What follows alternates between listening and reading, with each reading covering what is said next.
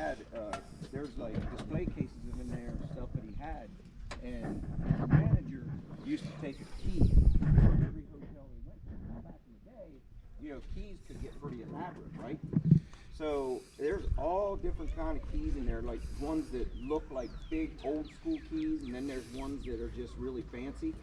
Well, the one time the hotel called and said they were charging them $200 for this key that the manager took, and so then he told his manager, he said, how about like we just buy a t-shirt or something from now on, or you know, get something cheaper, because we're not paying $200 every time you steal a key. But it's a suitcase full of keys for everywhere that they were at. So like I've been everywhere, man, you know, like that's kind of where that, they were sitting around looking at it and they're like, man, we've been everywhere. Like, there it is, yeah. They're not open, COVID has them shut down, but I mean, it is, it's very cool to see inside.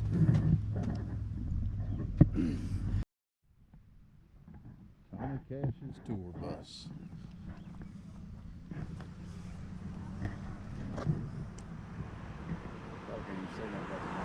Probably not.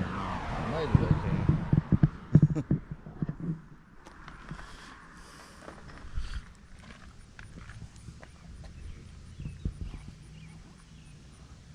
Couple seats. I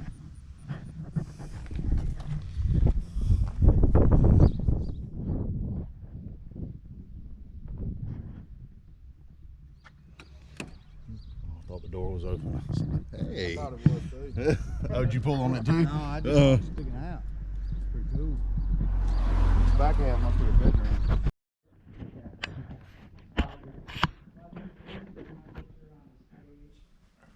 And all those guys are on here. And then it was abandoned for about 28 years. And then we bought it, and then we learned about the history, so then we decided to buy the place and restore it. How long have you had it? We opened in 2016, and because of this whole virus thing, we've, you know, they made us, of course, museums, every place had to shut down. And it's kind of a small space, and we get a lot of seniors, so it's like, how in the world do you do social, you know, distancing in this place? So right now we're just doing, we're doing a lot of streaming. So today, actually, Mark Allen Cash, another young lady, we're going to do a live stream at 2. So we do that every Saturday, just to kind of keep connected until we kind of figure out how to open and how we're going to do this all. But I have pictures on here of what this place used to look like.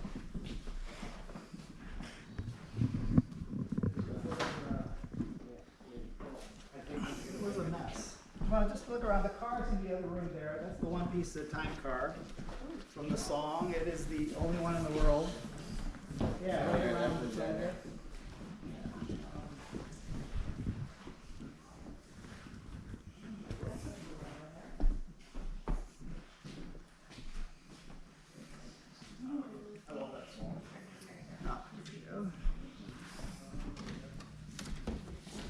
So this is what it looked like when we bought it 4 years ago.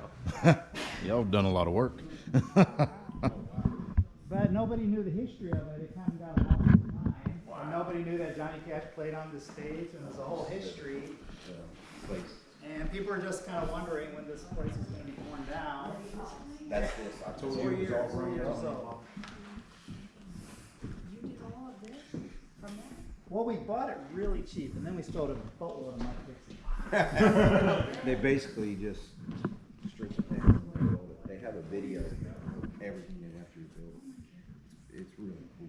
Fish, you want to tell a little bit about what you get to see on the offer on the This art tour? piece here is Yeah, I kind really want to see of, it's actually got a Nashville called Wade that made it. We got him, Bob Dylan, and Chris Stapleton. But what's unique about it is everything you see on it was actually owned by the artist. So that was a watch that Johnny Cash had made for his mom. That was his gun belt from The Last Train. That's his Amoco gas station. That's his Bon Aqua fishing license. So every item, that's the guitar strings from his last one. But the artist incorporates something very personal to the artist and incorporates it into the art. So if you look at Chris Stapleton, you can tell he's into fishing and whiskey. That's what's on his, and these were actually at the Bridgestone Arena for about 6 months. They wanted us to borrow it, so. We'll probably talk about that one piece at a time. Oh, okay. It's made from 22 different Cadillacs from 1947 to 1937. So every part of the car is from a different Cadillac, and somehow they got it all together. Now they built this after the song then? Yeah, there's this guy by the name of Bill Patch.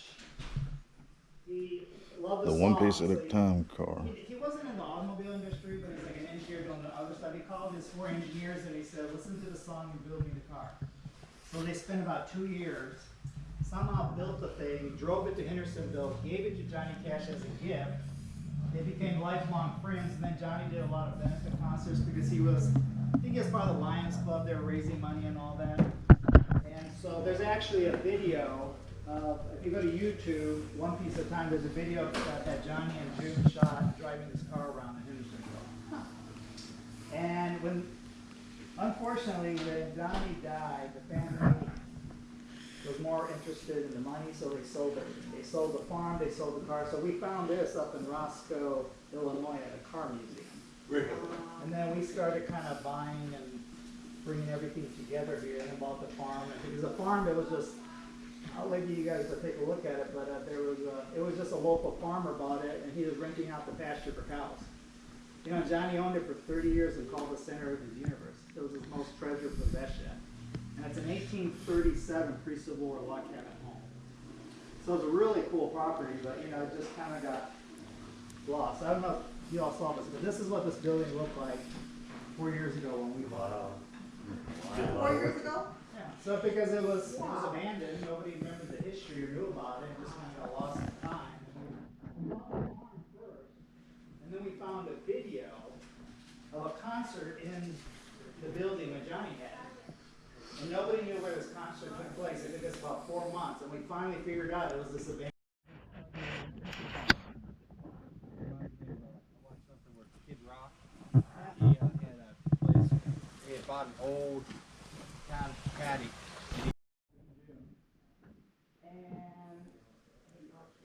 And when they were at a store or whatever, they go, the card's not working or whatever. So they called up New York or whoever they owed their money, and they said, oh yeah, we got a problem. What had been happening is Johnny Cash had an accountant who was basically taking Johnny's money and buying up all this property in his own name, not in Johnny's name, his own name. So that all got, and so there was basically all the accounts were running out of money, and this got discovered. Well, one of the properties that the guy had bought was the farm. So they asked Johnny, what do you want to do? He goes, well, yeah, we got to sell, you know. And then, so anyway, there's about, I think about 7 properties, and then, but when Johnny went to the farm, he went into the farmhouse. They say he went upstairs, jumped up twice, and said, "This place is mine."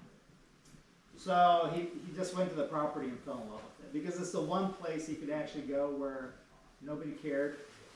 I mean, Bon Aqua was the kind of community where, you know, you could be Johnny Cash could go into a fishing store and like nobody cared. You know, you do what you want on your property out there. They're still kind of like that. So it's the one place he could actually go and just be a farmer boy.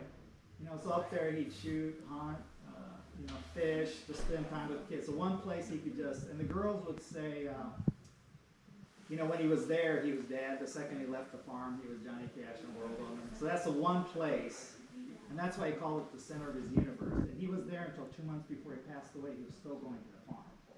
And they said when he'd get off tours, he'd have his car packed and he'd go straight out there. At the end of the day, he never prosecuted the guy that stole all the money. He said God will deal with him. And so that was kind of his style, you know. But anyway, it turned out to be his mom. But if it wasn't for that, he would have never had the farm. But it's the one place that...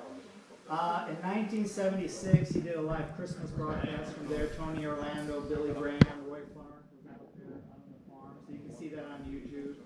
And also he filmed a music video of Orange Blossom Special where he's driving a Jeep around the big field out there with a bunch of kids on the car.